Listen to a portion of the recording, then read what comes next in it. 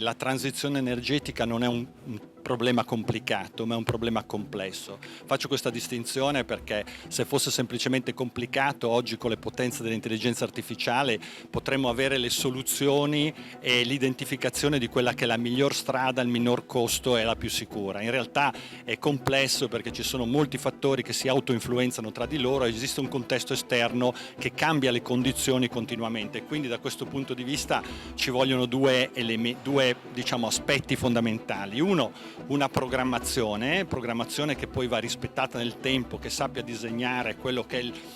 sistema energetico che vogliamo avere fra 20 anni e su quello bisogna mantenere la barra dritta, ma anche quella capacità di adattamento al contesto esterno che sappia consentirci di affrontare quelle che sono problematiche che di volta in volta stanno emergendo, dalle crisi internazionali alle complessità nel realizzare, nel mettere a terra gli investimenti sulle fonti rinnovabili. La complessità di questo percorso è data anche dalla considerazione che noi oggi non stiamo aggiungendo una fonte di energia nuova, ma stiamo cambiando quello che è il mix, quindi stiamo sostituendo quelle esistenti ed è un problema con il quale non ci siamo mai confrontati, che ha una serie di aspetti che dobbiamo avere la capacità di saper affrontare. Va preservato sempre di più quello che è il trilemma energetico, i tre assi che devono tenere insieme un sistema energetico, ossia la sicurezza,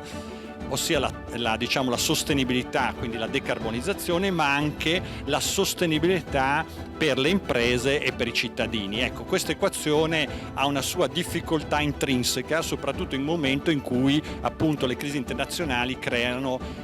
particolari volatilità sul tema dei costi e sulla competitività delle imprese. È chiaro che la sfida non va decisa, la sfida è già stata decisa, va cercato il modo per riuscire a coglierla nel modo più efficace con le poche risorse che abbiamo a disposizione.